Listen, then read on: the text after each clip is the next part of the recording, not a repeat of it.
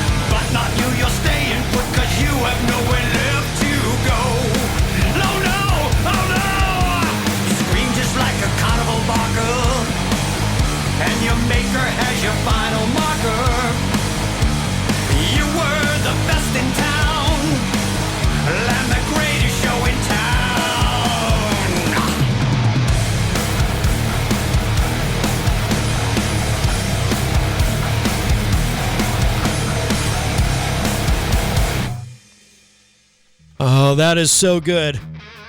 What a way to open up this week's Matt Connarton Unleashed. Welcome, everybody. We are live from the studios of WMNH 95.3 FM in glorious Manchester, New Hampshire. And of course, you can stream the show from anywhere. For an updated list of your live streaming options, social media links, contact info, show archives, etc., you can go to mattconnarton.com/unleashed. And of course, our new website, if you're looking for the archive of the show, mattconnartonunleashed.com. And what we just heard is brand new from BF Raid, Boston's Final Raid. They've got a new album. It's called Combat Zone. Those guys are going to be here August 22nd. And part of why I wanted to open with that is I received a package from them. And let's see what's in here. And then we'll tell you all about today's show. We have a very busy show for you this week. But it is wonderful to be here. Did I mention the date? It's the first day of August. August 1st, 2026. And let's see what is in this package. Oh, let me show you what's on the back, too. That image, of course. For those of you watching the video feed, of course, if you're watching on YouTube or elsewhere on social media, or if you're watching it later. But if you are watching it live, we appreciate you. We appreciate all of our live listeners and viewers. But let's see what's in here. So, So here is a thumb drive. And again, for those of you watching the video, you can only see it so well. But this is, of course, it's got the logo and the artwork. This is the new album. They sent this to me on a thumb drive, USB drive, jump drive, whatever term you want to use. Very, very cool. And I bet you there's some stickers in here, too. You know, Jenny loves stickers. Let's see. She puts them all over her computer. Let's see what we got. Oh, yeah. And again, you won't be able to see these too closely, but I'll just hold them up quickly. There's a bunch of them here. Oh, I like that. Kind of a play on the Boston Red Sox logo. Is that what that is? Or the Bruins or something? I don't do sports, but I like these. No, these are all very, very cool. So these guys are going to be here. BF Raid, Boston's Final Raid. Great, great band. They've been on the show before. August 22nd, they will be here with us live on the show. But the new album called Combat Zone, it's up on Bandcamp. That track we played, that's an opener for the album, The Greatest Show in Town. Really, really like that. I listened to the whole thing, the whole album. I listened to it on Bandcamp. It's really good. And now I have a copy of it on a flash drive as well. So very excited about that. So thanks, guys. That just showed up in yesterday's mail, and I said, well, that's perfect timing. I'll open it this week on the show. And speaking of this week's show, we do have a very, very busy one for you. In just a couple of minutes, we're going to be joined remotely by Ger. I hope I'm saying his correct name. I hope I'm saying his first name correctly. G-E-R, Ger, because I believe it's short for Gerald. Ger Eaton, great artist, great Irish artist, who's got a really cool sound. I can't wait to share the single with you that we're going to play in just a moment. It's called I Thought I Had a Friend, and I can't wait to talk to this guy. So he's going to be joining us remotely, of course. Like I said, he is... I don't know if he's literally in Ireland. I think he might be. So he will not be in studio with us, but I can't wait to talk to him. In the second hour, we've got the Melted Chapsticks, another great Boston band. We met them at the Spot in Nashua not long ago. They were headlining a show. Our friend Grimrock from Pennsylvania, who was on tour, he opened for them. So that's what brought us to that show that night, the Spot in Nashua. We went there to see Grimrock, but of course we stayed for the Melted Chapsticks. Just incredible. Talked to Frankie Hollywood. I believe Frankie is going to be joining us live in studio. I think and maybe part of the band will be here in studio and part will be with us online via Microsoft Teams. I think that's the plan, but I think the whole band is planning to join us. Either, whoever can get here will be here, and whoever needs to do so remotely will be with us, but I cannot wait to talk with them. They just sent me, too, a couple of live tracks, live recordings of a big show they just played.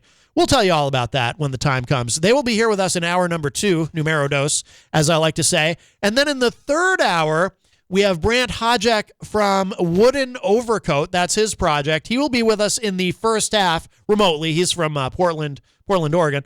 He'll be with us in the first half of the second hour. And then in the second half, I'm getting confused. I told you it's a busy show. He'll be with us in the first half of the third hour, numero tres. In the second half of the third hour, we'll be joined by Charles Richardson, who is, of course, host of The Charles Richardson Show. And he's going to be talking some wrestling with us, some WWE, because this weekend is SummerSlam. It is once again this year, 2 nights, tonight and tomorrow night. And Charles is going to be here with us to talk about that a little bit in the second half of the third hour. So I was a guest recently on the Charles Richardson Show, and, we've known each other a long time. He's been on this show many times. I've been in his show many times. Always a good time. Can't wait to talk to him. So that will be coming up at 11:30 a.m. Eastern Time. For those of you who are in the Eastern Time Zone, of course, we love all of our local listeners and everybody who joins us online from all over the world. So I think what we're going to do right now, let's go ahead and we're going to play this track. This is the single from Ger Eaton, and then we're going to talk with him.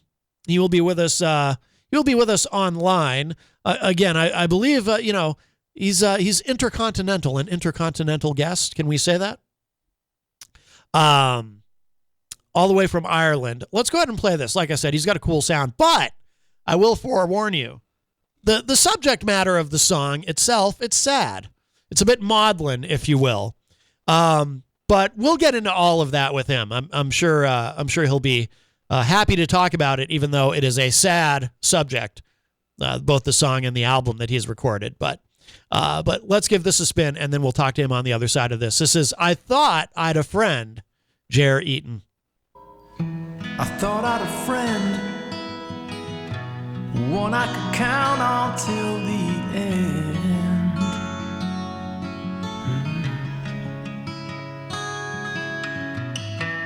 One that it seemed understood my everything.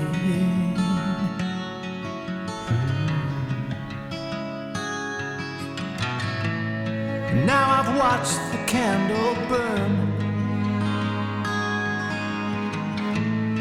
to the point of no return.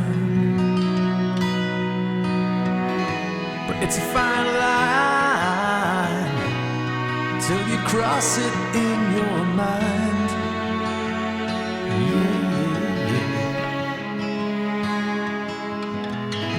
I had to get away. It still hurts me every day. Yeah. All you wanted was somebody on your own. All I wanted was a place where I belong. Now everything that I was thinking of is wrong. What I was living for is gone.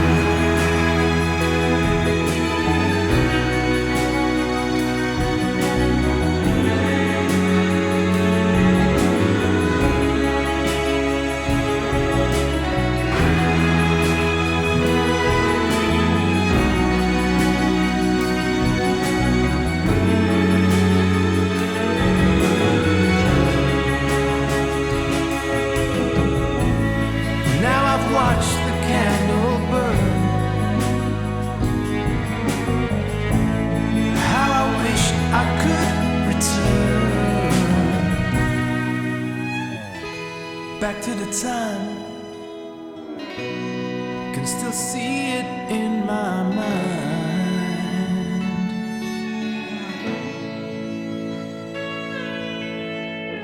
The years disappeared, there was laughter, there were tears.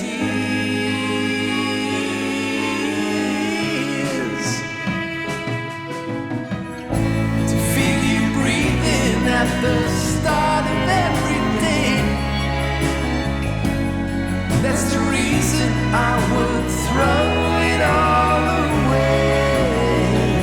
We hurt each other with the things we never said.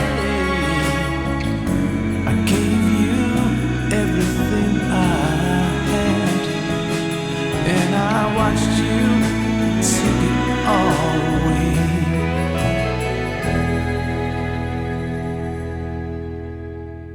I warned you, it's a sad song, but a beautiful one.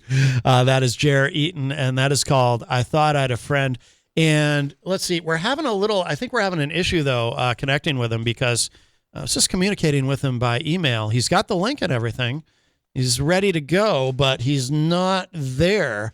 So I think what we're going to do, let's go ahead and play another track while we figure this out. This is called The Time It Takes to Fall. This is another favorite of mine of his.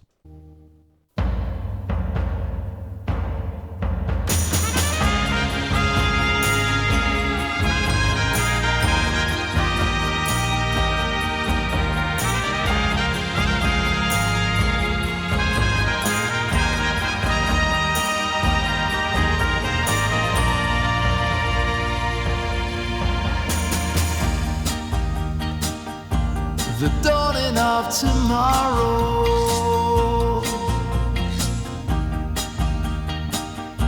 the closing of a door,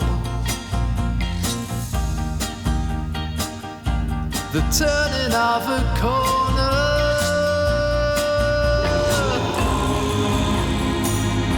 the firing of a gun, the setting of the sun,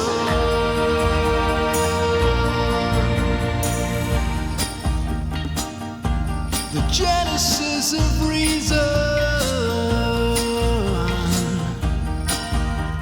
the tolling of the death knell,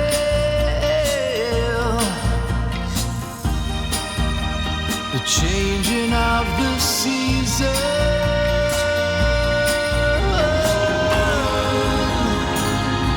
the final curtain call, the time it takes to fall.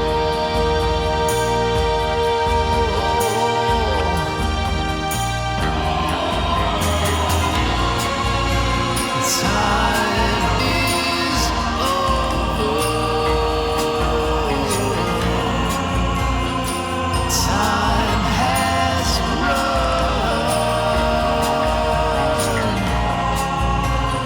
Time flies over us, but leaves its shadow behind.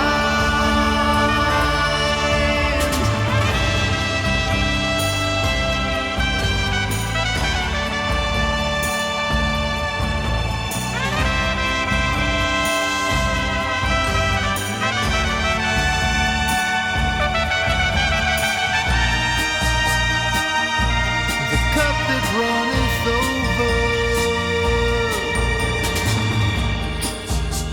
the burning of a flame,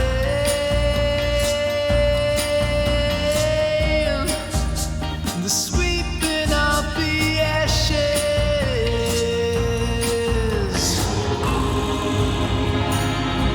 no time at all.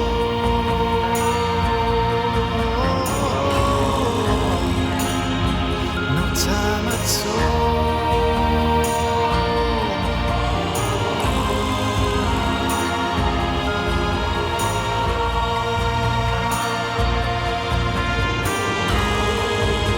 The time it takes to fall.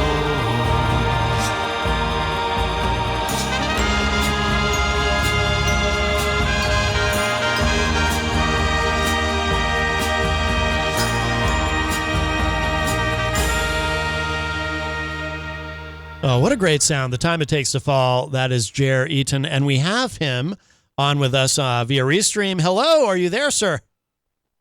I am indeed. Hey, How are you? Good, good. Welcome to the show. Yeah, we played The Time It Takes to Fall, and before that we played I Thought I Had a Friend. And I did warn the audience. I said, these songs are beautiful, and they really are. I love these songs, but they are sad. And we'll get into all of it. But first of all, Ger, am I saying your first name correctly? Is it Ger, short for Gerald? You are, and I was about to compliment you for that because it's one of the things that has been a revelation to me is how easily you could mispronounce three letters. But it has been, I've been called Ger and different things, but now you're bang on. Ger is the one, yeah. Oh, very, very good. I'm glad.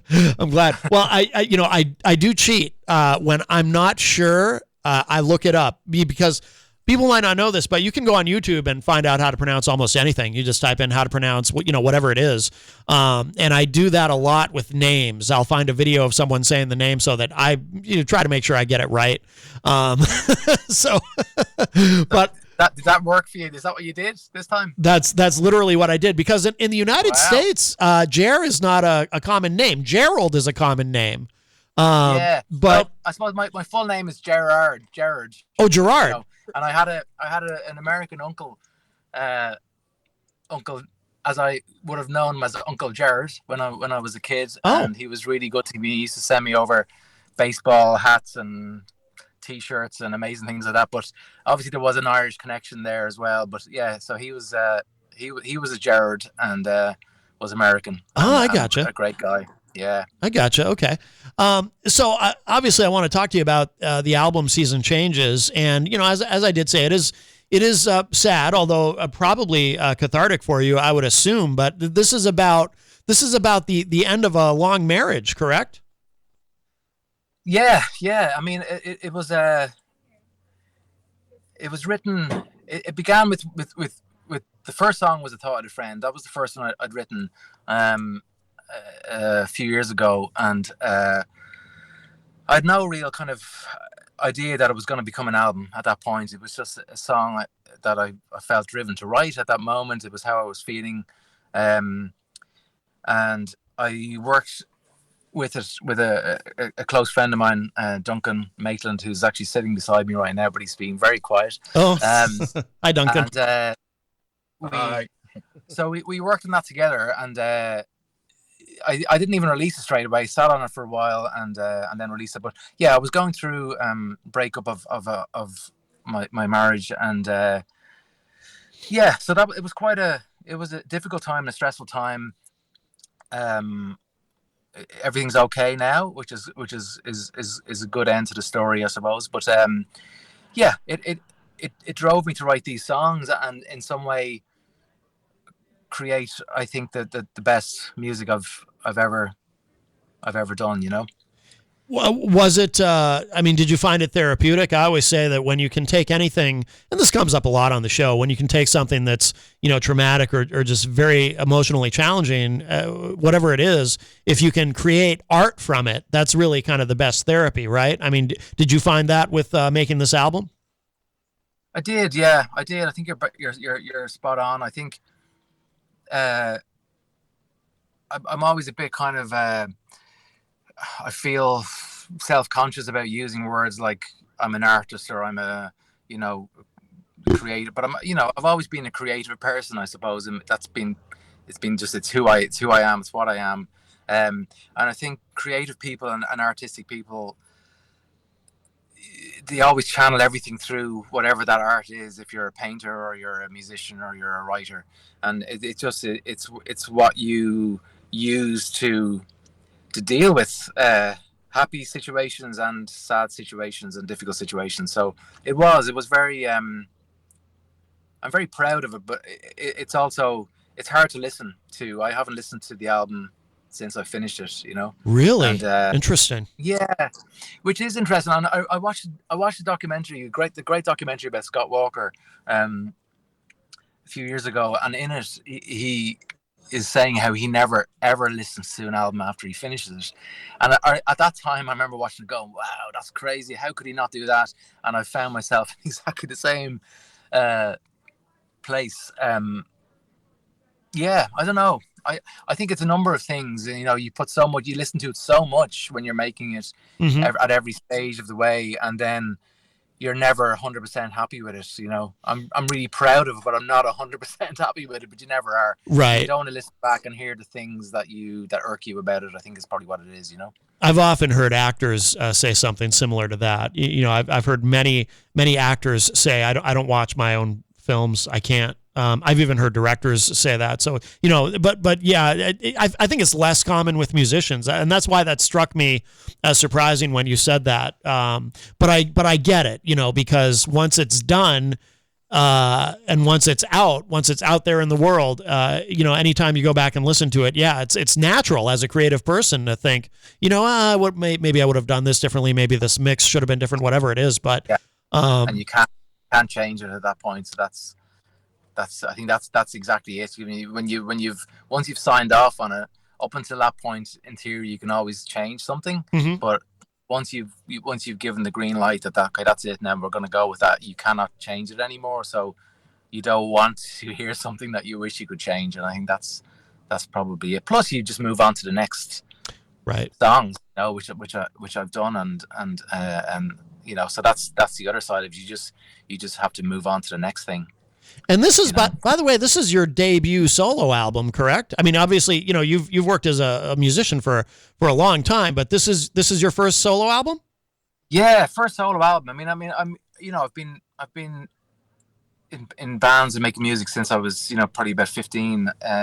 and I would have released, a few albums with projects of my own where I would have been the singer, but they were always band names.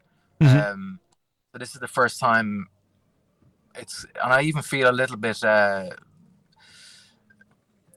don't know, it made this some kind of an insecurity in me in saying it's a solo album, because I've got so many amazing friends and musicians, Duncan here beside me, and everybody else who's played on it with me. So I do feel it's like a collective of musicians, but it is my name on the front, so it is a solo album. I've said it's a solo album.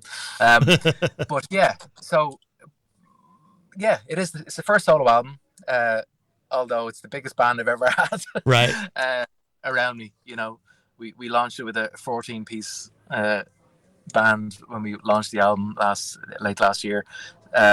So yeah, it's the biggest band I've ever had, and I'm a solo artist. How daunting is that? Because, obviously, and listening to those two songs, our listeners know, just from hearing those, that, this isn't just you sitting down with an acoustic guitar.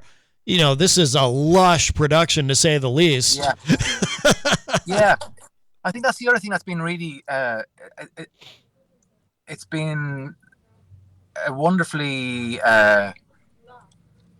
the last couple of years for various reasons, obviously the personal stuff I was going through, but just as a musician, I faced a lot of fears for myself, which included going on stage on my own with my guitar, mm-hmm. which was always a fear I had, and something I ran a mile from for years and years and years. But I faced that fear, and I do that now, and I do it with still a little nervousness, but I look forward to it. Mm-hmm. I've done it with just my flautist, which sounds very, very posh. We've done gigs just the two of us. We've done it as a trio with double bass as well. We've done it with up to the 14-piece. So we've done about everything, and so I've become very comfortable with reworking the songs. I'm not a backing track person, and never would be, and people would say to me, when you hear the strings on the album, oh yeah, you could have the strings on backing tracks, and I'm like, no. If the gig isn't big enough for the string section, we do it a different way. Right. Songs can live and breathe in many different ways. I think the emotion in the songs and the passion in the songs is what makes them for me, makes them special for me, and you hope that makes them special for the audience member too. And I know backing tracks work for some people, but as a musician, I'm always very conscious when I go to see somebody. If there's backing tracks, my ear goes to that, and mm-hmm. I go, "Ooh, who's playing? I can't see anybody playing that. What's going on?" And then once I've twigged that, I think it just sort of taints the whole experience for me a little bit. Sure. So I would never do that. Yeah, it's like. So I do it sometimes on my own, and but I love doing it. The most recent gig in Dublin we did with a string quartet, flute, yeah, and then Duncan was on piano and 12-string guitar, and then I was on 6-string guitar for some of the songs, and that was a beautiful way of doing the songs as well. It was that felt very special too, Yeah, I would imagine it's kind of liberating to be able to perform these songs in different configurations. Yeah, because you mentioned backing tracks, and some artists do try to do that, especially arena acts who want to try to replicate what's on the record as closely as possible. Yeah. But I've always looked at it, and I don't have any objection to that. Some people have an actual ethical objection to that. I don't personally, but I've always looked at it as, if I go to see you live and you're not able to reproduce what's on the record, and because you're not using backing tracks and you don't have all these people on stage with you, and so what ends up coming out is something a little more stripped down, maybe more raw, whatever. That's cool to me. I like that. I don't need to hear exactly what's on the record. I want that live experience, however you choose to bring it forth. You know what I mean? Exactly. Yeah, and I've liked the idea recently and the gigs that we've done, that I kind of feel I want every time we do it to be a different experience for people, so that they don't feel like they're just getting the same gig each time they come along, that that they will go away and go, God, I equally enjoyed that with the smaller lineup, or mm-hmm. as I did with the bigger lineup, and knowing that the next time there's a gig, they'll go, we're going to go again, because what way is he going to do it this time? You know, we don't know what it's going to be each time we go, and I like that idea, you know. But when it comes to backing tracks, I love that the one playing with backing tracks that I love is Keith Moon when he played with the Who way back. I don't know what era that would have been, when he was trying to play along with O'Reilly. Barbara O'Reilly. That's crazy. And they were pumping it through headphones. Keith Moon trying to stick with a backing track is just the funniest thing to watch. It's never going to happen. Right. But yeah, that I find that was acceptable. Now I have to ask you this regarding the album Season Changes. You've probably been asked this. I assume it seems to me like an obvious question. But has your ex? Do you know if your ex has heard the album? Yeah, no, we're still on great terms with each other. You know, good. We're yeah. So no, everything is cool in that way. So yeah, no, she has. She's come to see me perform. Only recently, I did a little festival here last weekend, and she was watching me doing about a half an hour set of the songs. So yeah, no, it's all good. I mean, like I think what I've said in other chats about it, as much as it's an album about the breakup, but there's no malice or venom or anger in it. I think it's regret, and it's acceptance, and you know, thinking about the kids and how they would feel, and it's about those sides of things. It's not an angry. There's no blame being thrown around, you know. Mm-hmm. So if it was that kind of an album, you know, one, we wouldn't be talking to each other, and two, I don't think you'd sit and listen to that if it were, you know. So no, it's not. I don't know how she feels, you know, listening to them, but yeah, no, we're in a good place, yeah. Good. No, that's good to hear. Excellent. And by the way, so you call this? I was reading. You call this Renaissance pop, and I'm curious what does that term mean to you? Well, I suppose, you know, Baroque pop will be a term that is much more kind of used for music, like what we've done with the record in a way. A Baroque pop is normally just pop music that uses classical instruments and so on. But for me, Renaissance is like, the whole Renaissance movement would have been about rebirth and trying to do something new with something old, I suppose. Yeah. It just seemed like a term that made more sense. I mean, Baroque music to me, as I'm dabbling in more of that kind of stuff, but the current stuff I'm doing weirdly. But yeah, Baroque music, it's a different kind of form of music. So I don't know, Baroque pop maybe just rolls off the tongue better, but Renaissance pop, I just thought I needed to create my own genre, you know? Yeah, no, that makes sense. That makes sense. And it is, like I said, you know, the production is very lush, and it's got a sound that, well, you certainly don't hear on American radio. I don't know about there, but you know, here, you know, it's unlike anything that I've heard recently, and it's really, it just kind of pulls you in because there's so much going on, and just sonically, it's just so interesting. So, and I'm also curious about the recording process of this, because I would imagine it must have taken a while to do this, again, because of the complexity of the production. It's not just you with an acoustic guitar, or it's not just you playing in a punk band. There's a lot of moving parts here, obviously. Yeah. How long did it take to make this album? Well, it took a while, but it took a while for different reasons. I mean, probably mostly back to what I said earlier on, where you know, I wrote the first song and we recorded that. I had no plan to make a full album at that point, so So it did kind of happen song by song, to be honest with you. So like we did the first song, then we recorded Hollow, and again the first song was me and Duncan. The second song we brought in another friend of ours, Sean Coleman, who is from Virginia, in the US there, and he just does a lot of the kind of studio stuff. He's an incredible musician. He's part of the big live band as well. So there became three of us, and then on the next song we brought in the brass, and so it kind of grew. So the musicians and the vision, I think, grew as we went along. So it took longer because of that, I think, really. Whereas now, with what's going to be the second album, I think I've pretty much got it written, because all the musicians are already there, and I know we've got the string players, we've got the brass players, we've got the woodwind players.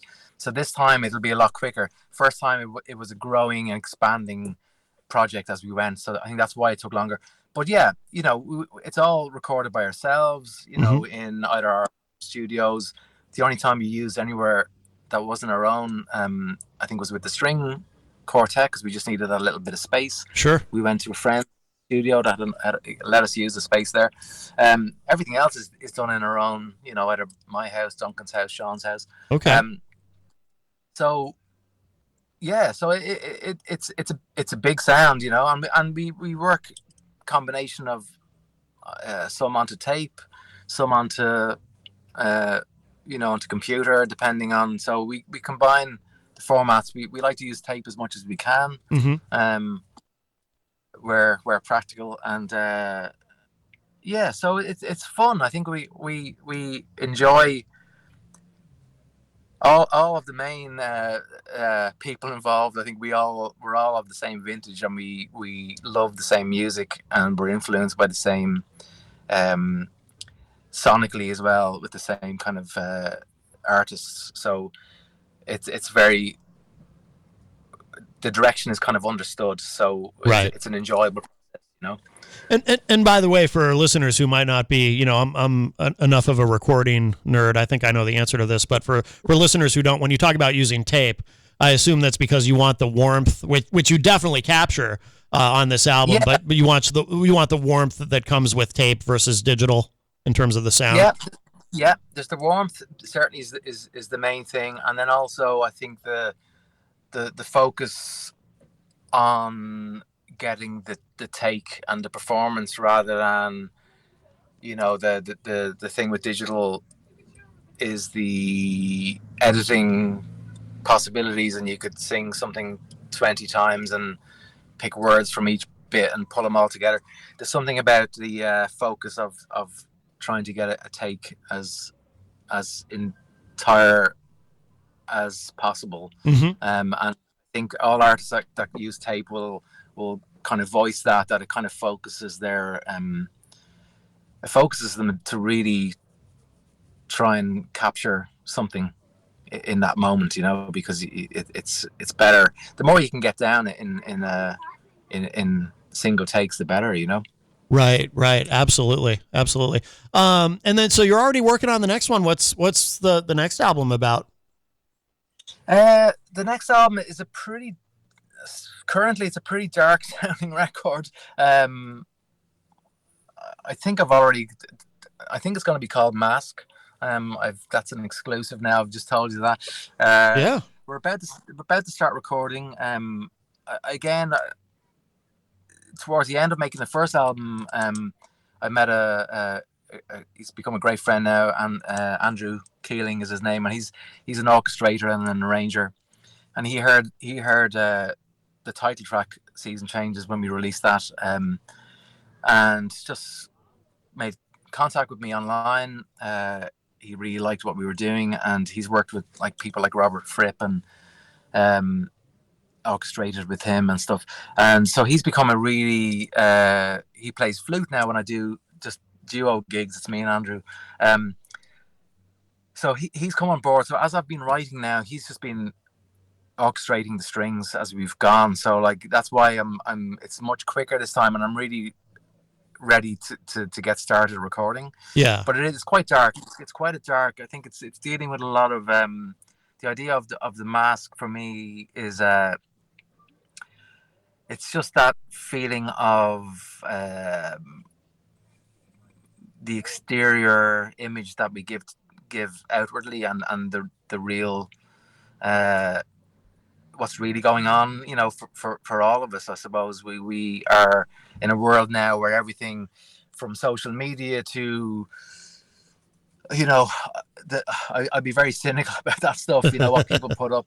Somebody puts up a post about their amazingly happy family life, and all these wonderful photographs. Probably the opposite is true. Right. Maybe not. Maybe there are a lot of happy people out there.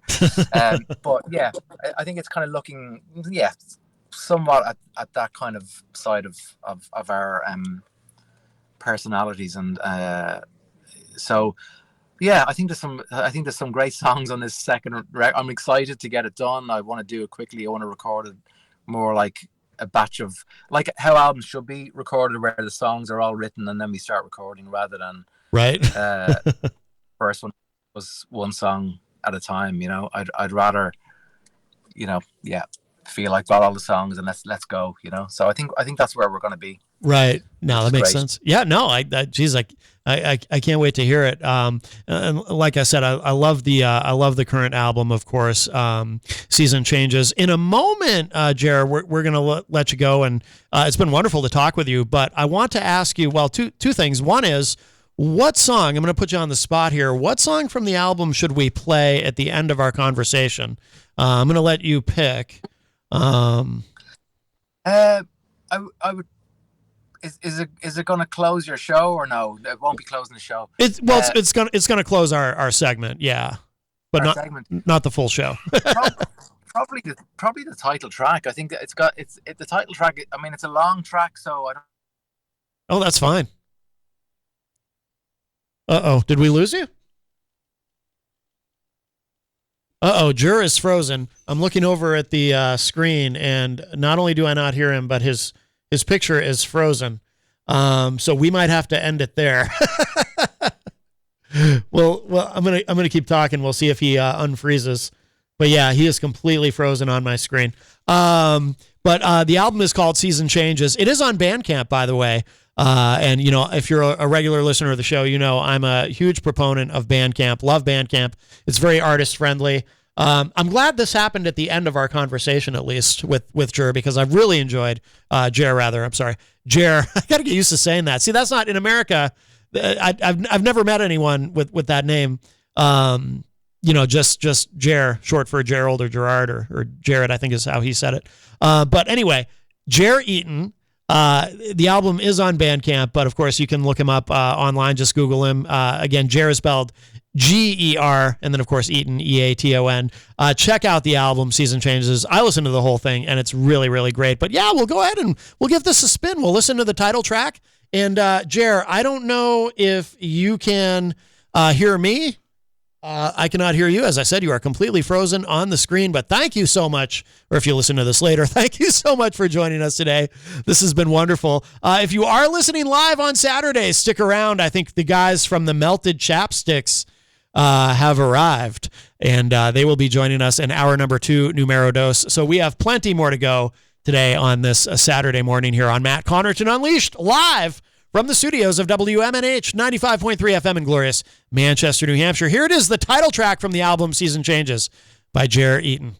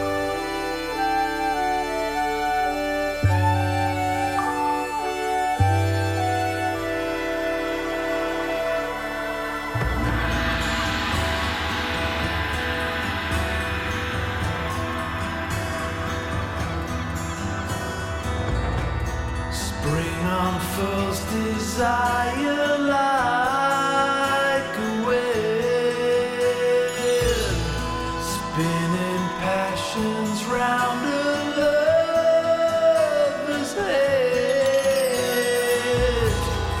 Summer comes around, collecting words unsaid. Their warmth for charity.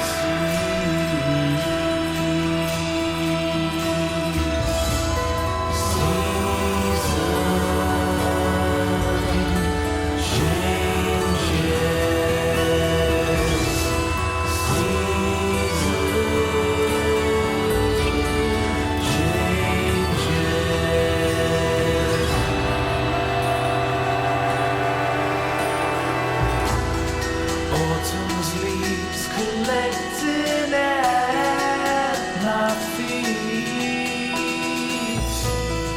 Golden color can't disguise the seeds. Winter's icy fingers scratching at the leaves, laying bare my very soul.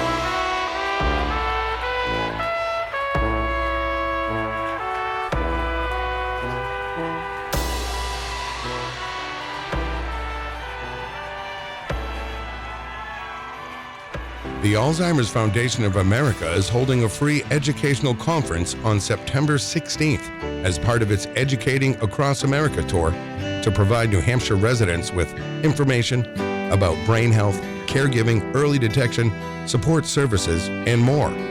It will take place at the Bedford Event Center. Learn more or register for the free Alzheimer's educational program by visiting alzfdn.org.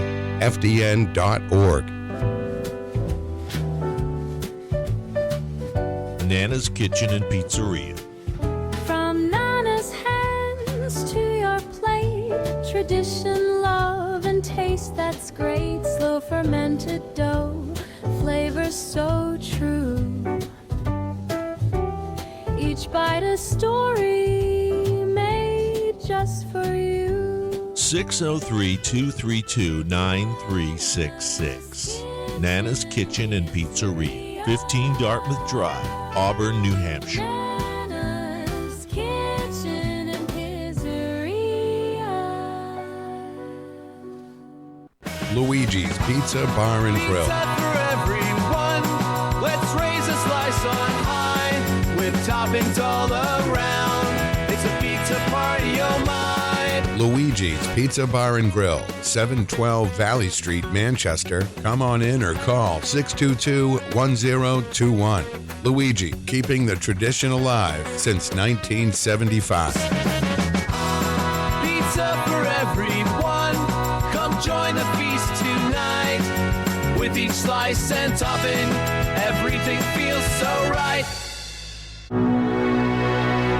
In times of crisis, you need a law firm that stands by your side. With over 40 years of experience, Craig & Getsoulis is dedicated to fighting for your rights. As former state prosecutors, our attorneys have the knowledge and trial experience to provide an aggressive defense against any charge, from DUIs to homicides. If you've been injured, our compassionate team will assess your case and fight for the compensation you deserve. Serving all of New Hampshire, Craig & Getsoulis is here when you need us most. Visit craiggetsoulis.com for a free consultation. Craig & Getsoulis, your advocates, your allies. Bring your kitchen to life with Queen City Cabinetry. Located at 87 Elm Street in the historic Sunbeam Mall in Manchester. Open Monday through Friday, 9 a.m. to 5:30 p.m. and Saturdays, 10 a.m. to 2 p.m. They can be reached at 603-222-2007 or on the web at queencitycabinetrynh.com. Come see the possibilities. Queen City Cabinetry, another proud sponsor of WMNH. Hey everyone, this is Rob Azevedo, host of Granite State of Mind, and I want to tell you about Pembroke City Limits in the historic Suncook Village. PCL is an award-winning bar, restaurant, and music venue where there's live music 5 days a week and twice on Saturdays. Everything from blues, country, folk, funk, and a whole lot of jazz. We have 12 craft beers on tap dedicated to local brewers in the area and some of the friendliest bartenders around. Please come visit Pembroke City Limits at 134 Main Street in the historic Suncook Village, only 6 miles outside of Manchester. Open Tuesdays to Wednesdays, 4 to 10, Thursdays to Sunday, 11 to 10. Pembroke City Limits, where it's all about the music. Diz's Cafe is the place to put a smile on your face. Judy and the crew will take care of you. Bring your appetite and treat your taste buds right. Diz's Cafe is always a winning choice. Breakfast, lunch, or supper. Diz's Cafe at 860 Elm Street in downtown Manchester. Dine in, take out, or make a reservation. Call 603-606-2532. Eat, drink, and be happy. Diz's Cafe. When it comes to keeping WMNH on the air and your own personal or business computer needs, trust Groland Computers. Located on Elm Street in Manchester, Groland handles computer repair, virus removal, and custom-built systems. Are you looking for budget-friendly options? Check out our selection of fully inspected used computers. We offer tailored on-site solutions. No unnecessary expenses here. Visit Groland.com or call Groland Computers at 603-645-0101. Your tech, your way. Trust Groland Computers.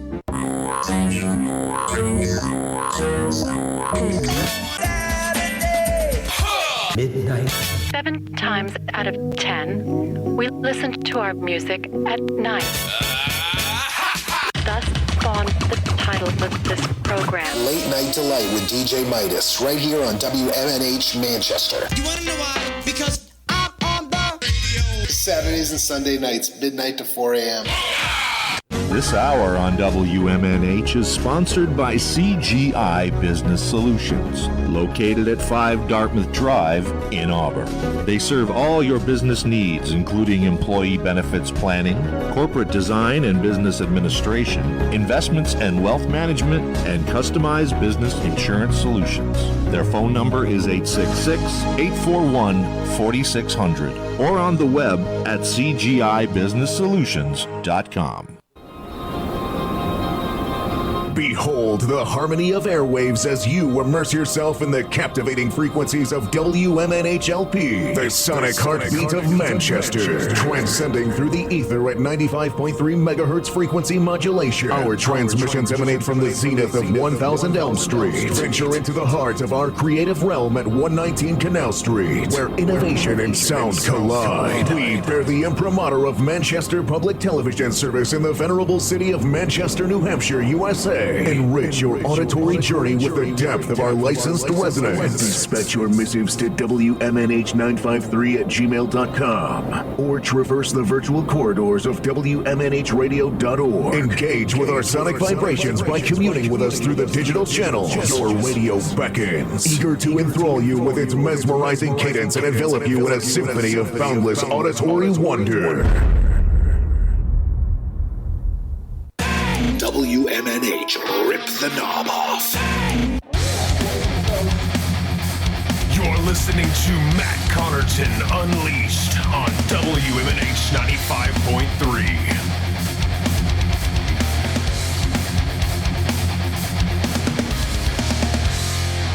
Let us raise a toast to Magus, Maga, Magister Templar Rex, Magister Dave on the film machine, the film crew, the performers, everybody. A round of applause for this beautiful cabal!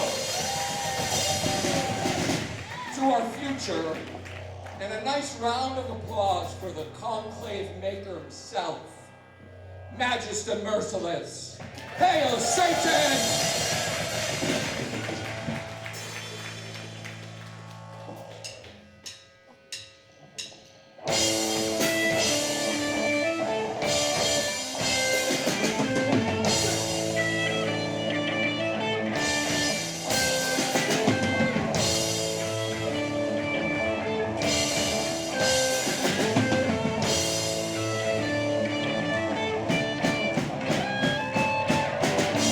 Hail Satan!